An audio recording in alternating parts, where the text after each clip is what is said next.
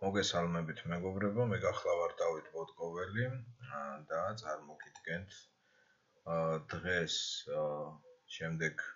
შემდეგი სახის ესე ვთქვათ ვებინარს, რომელიც ეხება უშუალოდ ცოტაზე ვისაუბრებთ ლოგიკასთან დაკავშირებით. მაგრამ სანამ დავიწყებდეთ საუბარს, მინდა გითხრათ, რომ შაბათს უკვე დღეს, ანუ ღამის საათებში იწერება ეს ვიდეო, უკვე დღეს საღამოს 10 საათზე ჩატარდება უფასო მასტერკლასი ორდღიანი და შეგიძლიათ რომ ჩაეწეროთ ამ უფასო მასტერკლასზე, მომწერეთ მეილზე უშუალოდ და შესაბამისად დღეს უკვე დავიწყებთ უფასო მასტერკლასის ჩატარებას. რაც შეეხება ბაზრის ლოგიკას.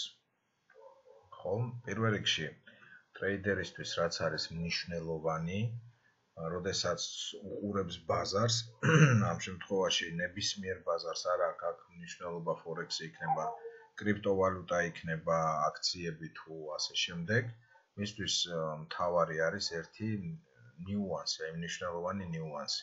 ეს ნიუანსი ეხება უშუალოდ თუ როგორ და რა მიმართულებით მიდის ბაზარი და როგორ ლოგიკას აყალიბებს ამ დროს ტრეიდერი. აი მაგალითისთვის რომ ავიღოთ, ხომ? მაგალითად, ჩვენ გვაქვს, მოდით უფრო აი ოქროს მაგალითზე, უფრო ცოტა ისეთი ინსტრუმენტი არის, მაინც დამოუკიდებელი ინსტრუმენტია, ვიდრე ვთქვათ, სხვა სიტყვაზე ავიღოთ ვალუტები, წყვილები და ასე შემდეგ და აქ უკვე გვაქვს შემდეგი ლოგიკა. დავაკვირდეთ ოქროს მოძრაობას, ხო?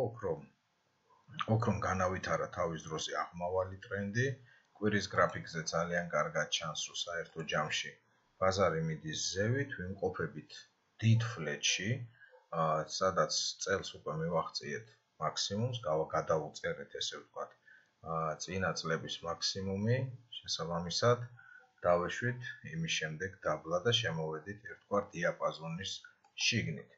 პლუს ამას დღის გრაფიკზე ძალიან კარგად ჩანს, რომ ოქრო მოდის ამ შემთხვევაში დაღმავალი მიმართულებით და აი ბოლო მომენტში ოქრო მიაღწია აი ამ დიაპაზონის საზღვრებს, ჩამოვიდა დაბლაც კიდე და დაიძრა ამის შემდეგ უკვე აღმავალი მიმართულებით და მიაღწია რაღაც ნიშნულებს.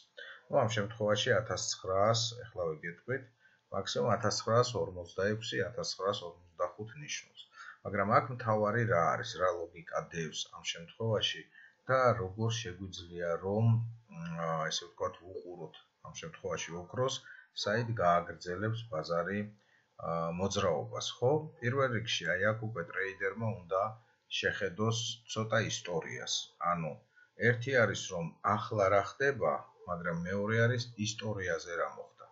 აი ზუსტად აი ამ ნიშნულებიდან ოქრომ ძალიან კარგი მოძრაობა, დაღმავალი მოძრაობა გააკეთა დაბლა. ანუ გვაჩვენა ერთგვარი დაღმავალი ტრენდული სვლა, შესაბამისად ჩვენ უკვე ერთგვარად ველით რომ იგივე ნიშნულებიდან შესაძლებელია ოქრო მოტრიალდეს. ამ აზრს ერთგვარად ესე ვთქვათ ამყარებს ისიც რომ ბაზარი როდესაც მივიდა იგივე ნიშნულთან 3 დღის განმავლობაში უკვე ბაზარი ასე ვთქვათ ვიჭერთ ბაზარზე ვიჭერთ ფას და პლუს ამას რა თქმა უნდა დღესაც ჩამოვაყალიბეთ აი ესეთი სამთელი, ახლა ჯერ კიდევ არა, უკვე დახურული არის ბაზარი და შესაბამისად ჩამოვაყალიბეთ ასეთი სამთელი და ვხედავთ ძალიან კარგად, რომ ბაზარმა ვერ გააგრძელა ამ ნიშნულის ზევით სვლა. ესე იგი რა გამოდის, რომ თუ ეს დაღმავალი, ესე ვთქვათ, ტალღური სვლა აქ მუშაობდა ძალიან კარგად და პლუს ამას ჩვენ გვაქვს 3 დღიანი შესვენება გაგრძელებაზე და ბაზარი ვერ არღვევს ამ მაქსიმალურ წერტილს, უფრო ამ შემთხვევაში ჩვენთვის იქნება ერთგვარად უფრო სელის სიტუაცია, ვიდრე ბაის სიტუაცია. ეს ერთი მომენტი. მეორე მომენტი, ესე იგი გამოდის რა, რომ აი ეს მთლიანი არე, ანუ ეს მთლიანი ადგილი ამ შემთხვევაში გამოდის უკვე ყიდვის ადგილი, ანუ თუ ბაზარი გაარღვევს ამ წერტილებს, ამ მაქსიმუმებს, თუ გადაარღვევს აი ამ მაქსიმუმებს და დონის ზევით გავა და ეს აქ გვაქვს, რა თქმა უნდა, ესეთი მშვენიერი დონე, შესაბამისად ჩვენ გვექნება უკვე ყიდვის სცენარები. მანამ სანამ ბაზარი იქნება ამ ფასის ქვეშ, ამ დონის ქვეშ, საიდანაც დავეშვით, მანამდე ახლა მოქმედებს, რა თქმა უნდა, უფრო გაყიდვის სცენარი, ვიდრე ყიდვის სცენარი. ამიტომ მეგობრებო, რა თქმა უნდა, აქ დიდი მნიშვნელობა აქვს, როგორ მივედით იგივე აი ამ მაქსიმალურ ფასთან. დიდი მნიშვნელობა აქვს ფასთან რა გავაკეთეთ და ასე შემდეგ. მაგრამ აი დაბალ time frame-ზე ძალიან კარგად ჩანს ერთი ნიუანსი, ხო, რომ მაგალითად 4 საათიანზე თუ გნებავთ 1 საათიან გრაფიკზეც, აი ეგ ძალიან კარგად ჩანს ნიუანსი, რომ აი აქ მაგალითად იგივე აქ, იგივე დღეს აქ, ხო, ბაზარი ეცადა რომ წასულიყო რაღაც ფასის ზევით, მაგრამ 4-ვე შემთხვევაში უკან დაბრუნდა, ანუ ხდება აგრესიული გამოსყიდვა უშუალოდ და შესაბამისად ჩამოვარდნა ხდება ფასის. დღეს პლუს ამას გავარღვიეთ, ესე ვთქვათ, ესეთი ჩრდილით გავარღვიეთ მინიმუმიც და დღის სამთელი საკმაოდ საინტერესოა, ანუ დღის ბარი საკმაოდ საინტერესოა. ერთგვარად გვაქვს ჩვენ პინბარი. რა თქმა უნდა, ამ შემთხვევაში დიდად ყურადღებას არ ვაქცევ ამ დასახელებებს, პინბარის თანხმა და ასე შემდეგ. უბრალოდ გვაქვს პინბარი, რომელიც გულისხმობს, რომ ბაზრის მონაწილეები ეცადნენ ზევით წასულიყვნენ, უკან ჩამოვარდეს. ანუ თუ ოქრო დაუბრუნდება ისევ ამ ნიშნულს და დაგვანახებს კიდე რომ ბაზარი ვეღარ მიდის ზევით, რა თქმა უნდა, ეს იქნება სუფთასელი. და შესაბამისად ბაზარზე უკვე მოძრავებთ დაღმავალი მიმართულებით და არ არის გამორიცხული 1913 ნიშნულამდე, აი ამ ქვედა, ესე ვთქვათ, ნიშნულამდეც თავისუფლად ვიმოძრავთ. ამიტომ პირველად, როდესაც თქვენ უყურებთ ბაზარს, რა თქმა უნდა, შეაფასოთ მდგომარეობა ბაზრის, ანუ ლოგიკაში უნდა აუცილებელია ეს ლოგიკაში, რომ ჩასვათ თქვენ ბაზრის მდგომარეობა. იგივე მომენტი მაგალითად იყო თუნდაც ფუნტ სტერლინგზე. აბატონო, ჩვენი ფუნტ სტერლინგი, ჩვენ ეს სხვა შორის ჩემს მოსწავლეებთან ერთად, ну, მოდი ესე დავარქვათ, უკვე ვისაც ნასწავლე, ანუ ყოფილ მოსწავლეებთან ერთად, რომლებიც ვაჭრობენ, უკვე დამოუკიდებლად საკმაოდ კარგად, აი ეს მომენტი ზუსტად გუშინ წინ გავიარეთ და იმის წინაც გავიარეთ და ყველაფერი აბსოლუტურად ლოგიკურად გავიარეთ, იმოქმედა ზუსტად ფუნტ სტერლინგმა აბსოლუტურად ლოგიკაში და დავაკვირდეთ რა მოხდა, ხო? აქ მთლიანად ბაზარი მიდის ზევით, ანუ ტალღები, ესე ვთქვათ, კვირის გრაფიკზე რო შევხედოთ, აი აქ, ხო, ბაზარი მიდის ზევით. თუმცა დიდ მასშტაბში, უკვე თვის მასშტაბში, მთლიანობაში ბაზარი არის დაღმავალ ტრენდში. ეხლა რაც შეეხება უშუალოდ დღის მასშტაბს. დღის მასშტაბზე რა მოხდა? დღის მასშტაბზე მოხდა ერთი ძალიან მნიშვნელოვანი დეტალი. ბაზარმა გაარღვია აი ეს კონკრეტული მინიმუმი. აი აქ გაარღვია მინიმუმი, თუმცა ჯერჯერობით ამ ეტაპისთვის ბაზარი ვერ გადავიდა ამ მინიმუმის ქვეშ. მოდი აი დაზუსტებით ზუსტად გავავლოთ ხაზი, რომ ჩვენც ესე ვთქვათ დავინახოთ. ახლავე ყველაფერს შევცვლი, გავავლებ, რომ აი დავინახოთ უშუალოდ თუ რა ხდება ჩვენს ესე ვთქვათ ფასთან დაკავშირებით. და რა ხდება ამ ფასთან დაკავშირებით, ხო? აი ეს ბოლო მინიმუმი, ბოლო ტალღური სulis მინიმუმი რაც გქონდა, ბაზარმა გაარღვია. ერთი დღე ვეცადეთ ქვევით წავსულიყავით, თუმცა ეგრევე მოხდა გამოსყიდვა, ბაზარი წავიდა ზევით, ოღონდ მივიდა იმ ნიშნულამდე, საიდანაც ბაზარმა დაძრა თავისი მოძრაობა საკმაოდ იმპულსურად ქვევით და ეცადა რომ გაერღვია ეს ქვედა დონეები. რა თქმა უნდა, ეს სულა ძალიან ნიშანდობლივი არის, ხო? ჩვენთვის, იმიტომ რომ თუ ბაზარი ამ სulis შემდეგ უბრუნდება იგივე მაქსიმუმს, ესე იგი გამოდის რა? რომ აქ უკვე უნდა დავაკვირდეთ რა მოხდება. დავაკვირდეთ იმ კუთხით, რომ აქ უკვე ლოგიკა უნდა ჩაერთოს.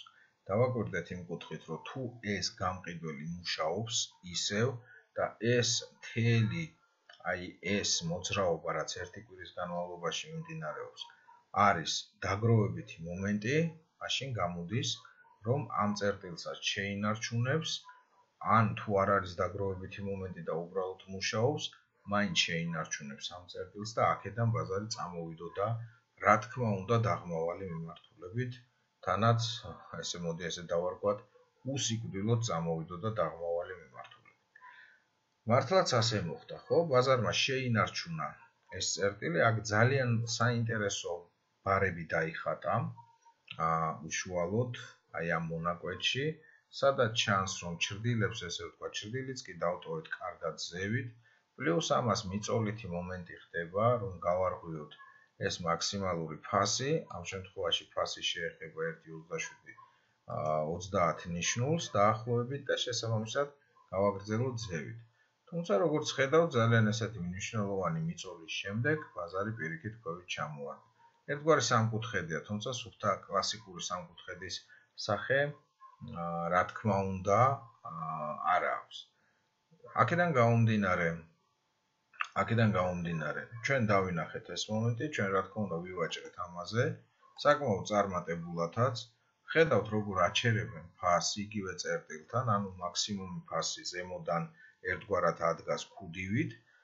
შემდეგ გამოარღვიეს ეს მინიმალური ფასები, ანუ დაგვანახეს, რომ ზევით აღარ მივდივართ, უკვე შესაბამისად გამოვარღვიეთ, დავხურეთ, ესე ვთქვათ, აი ამ პატარ-პატარა დონეების ქვეშ, ანუ უკვე რომელსაც ემჩნევა უკვე რომ დავძლიეთ ყიდველების ეს მიწოლა და შესაბამისი რეაქცია მივიღეთ.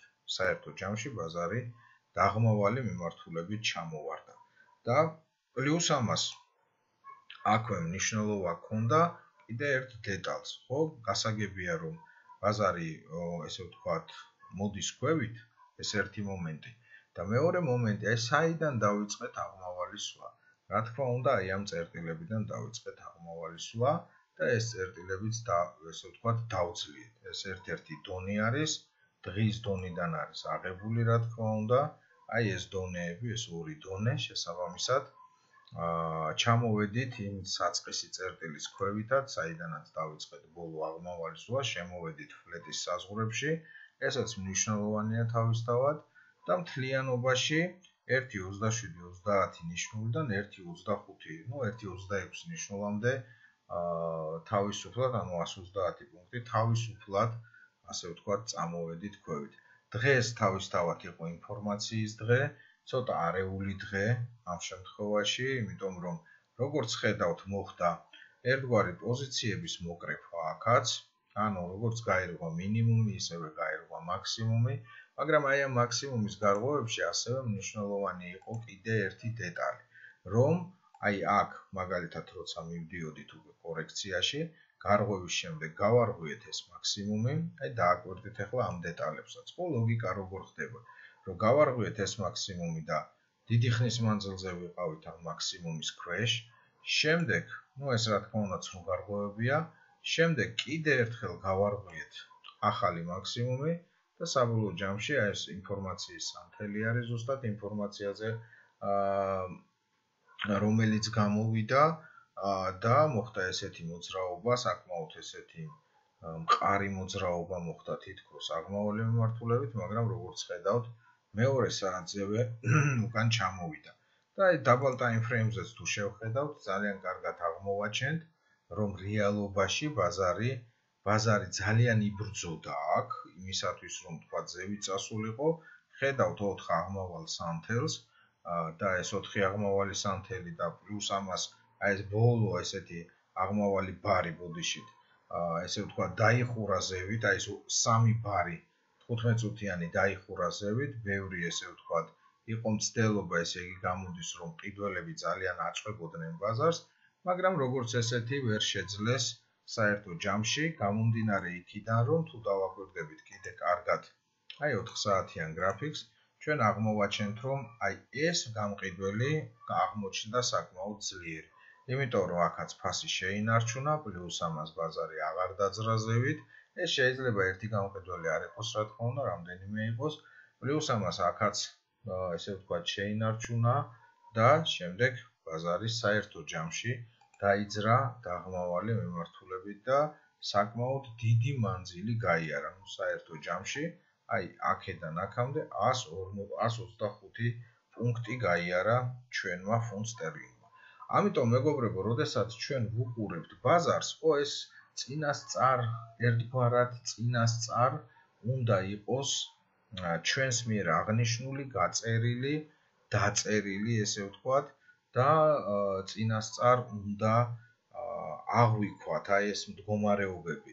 ანუ როგორც ვიცით, ხო, ბაზარი მუშაობს ორი მიმართულებით. ერთი არის დაგროვებითი პროცესი, როდესაც მსხვილი ტრეიდერები, ფონდები, კორპორაციები და შემდეგ ამას არ აქვს არსებითი მნიშვნელობა, როდესაც პოზიციებს აგროვებენ. ეს პოზიციების დაგროვების მომენტი ძალიან მნიშვნელოვანია, პლუს გადანაწილება, ანუ როდესაც ხდება მერე გასროლა უკვე ერთი ან მეორე მიმართულებით.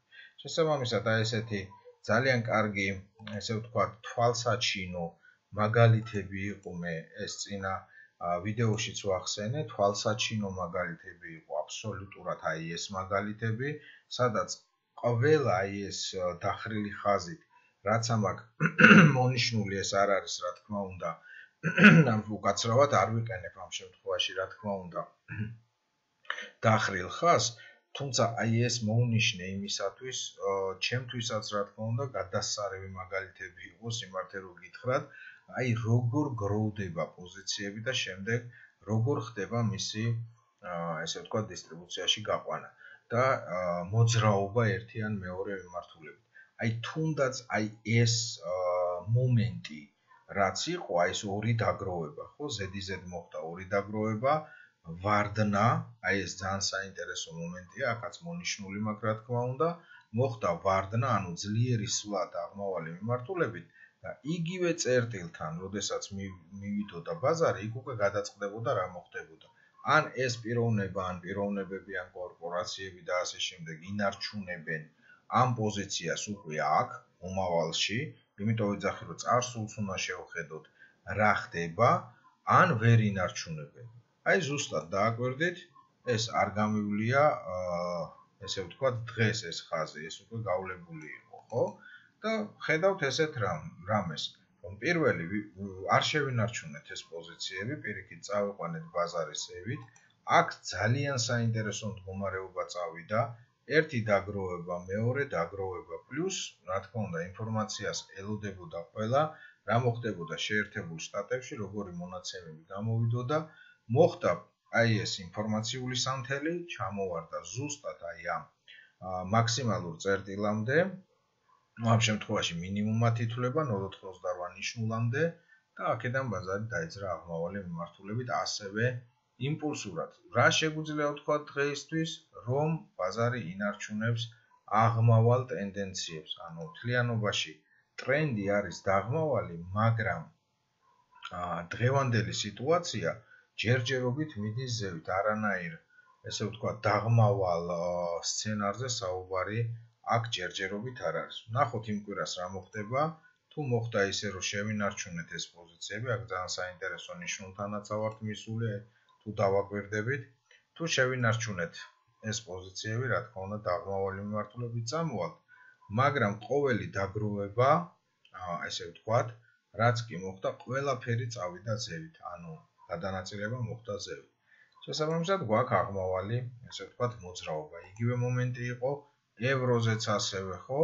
დღეს ძალიან კარგად ჩანდა ევროზე, რომ საერთო ჯამში ეს ბოლო მომენტი არ შეინარჩუნა ბაზარმა, და დიდი სრულგარღვევა მოხდა, დონემდე მისვლა მოხდა ფასის.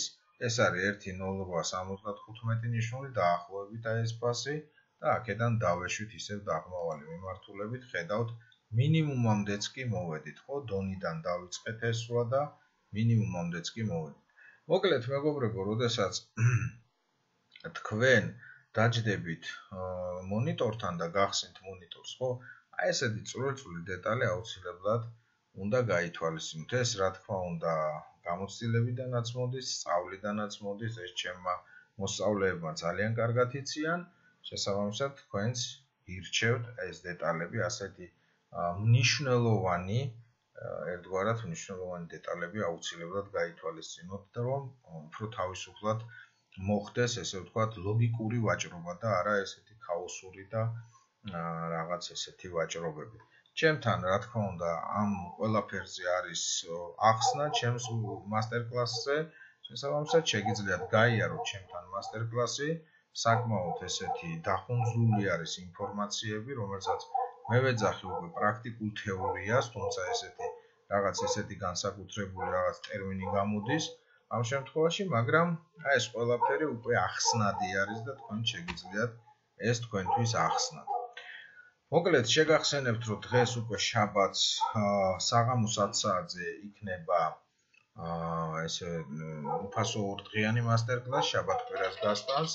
ეს ორდღიანი მასტერკლასი და შესაბამისად თქვენ შეგიძლიათ გაიაროთ, მომწერეთ მეილზე, რომელიც მითითებულია ამ ვიდეოს ქვეშ და აუცილებლად ჩაგსვავთ ჯგუფში და 10 საათზე, საღამოს 10 საათზე მოგივათ უშუალოდ ლინკი, სადაც თქვენ უნდა აუცილებლად შემოგბრძანდეთ და გავივლით აი ამ უფასო მასტერკლასს.